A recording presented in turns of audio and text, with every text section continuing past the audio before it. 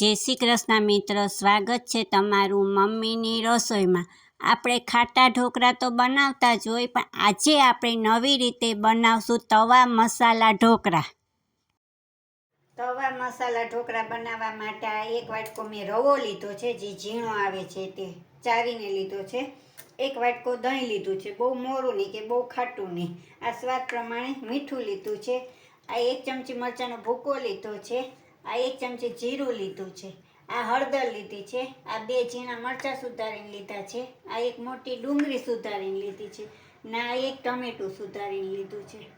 આપણે આ 1 બાઉલ લીધું છે, એમાં આપણે આ બધો રવો નાખી દઈશું।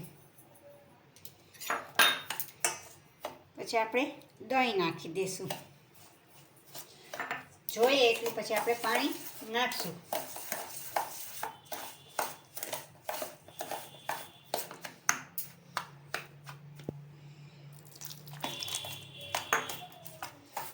હવે આપણે થોડુંક મીઠું નાખી દઈએ,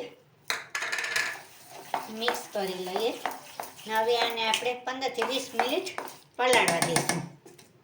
આપણે 15 મિનિટ થઈ ગઈ છે, આપણે બેટર જોઈ લઈએ। આમાં આપણે થોડુંક પાણીની હજી જરૂર છે, આપણે રવ પાણી પીધું છે।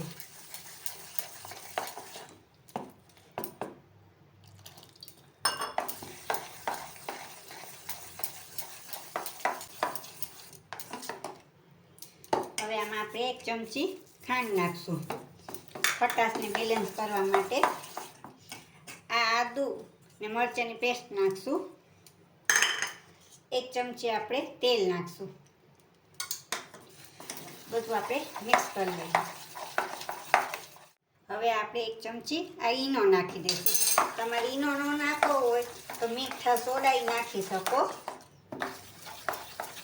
હવે આપણે તવા ઢોકળા બનાવવા માટે આવી કોઈ પણ થેલી હોય એ તમે લઈ લેવાની, આમ થોડીક વારી દેવાની, આપણું બેટર જાય એવી રીતના। હવે આપણે આ બેટર અંદર નાખી દેવાનું।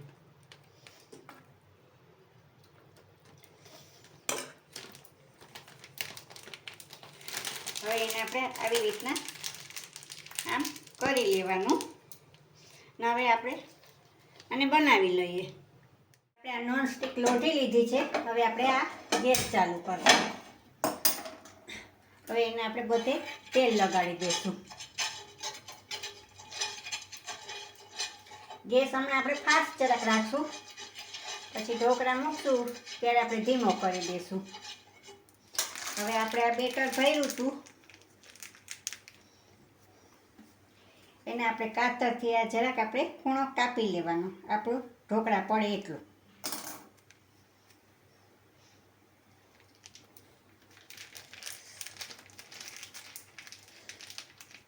હવે આપણે આવી રીતના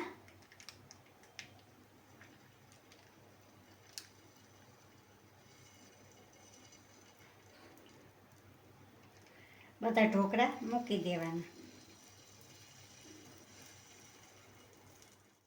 હવે એને આપણે ઉઠલાવી લઈએ।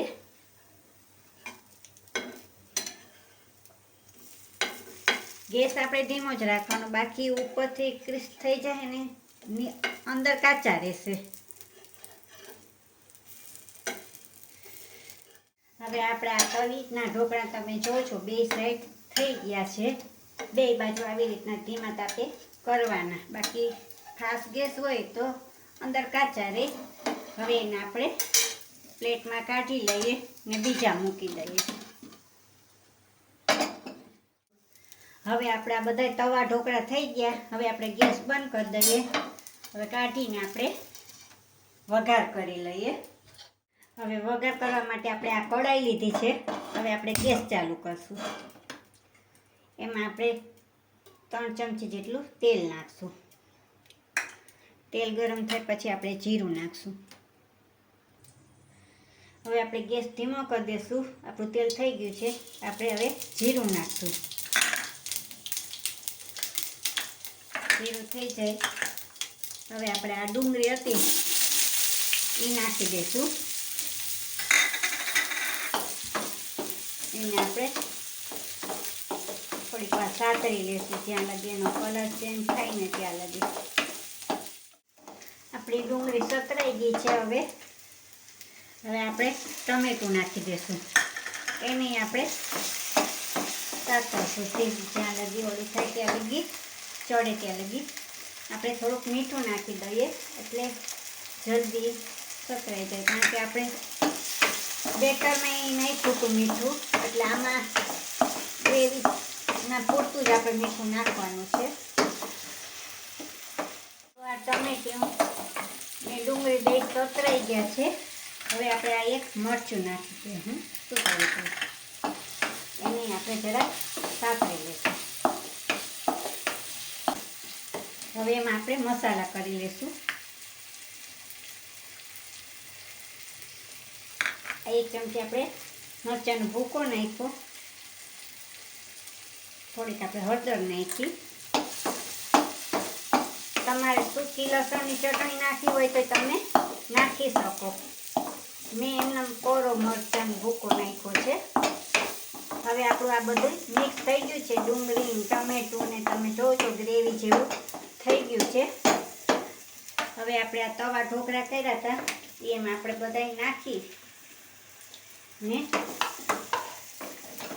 મિક્સ કરી લેશું. આપણે આમાં વઘારાઈ ગયા છે. આપણે ગેસ બંધ કરી દઈશું.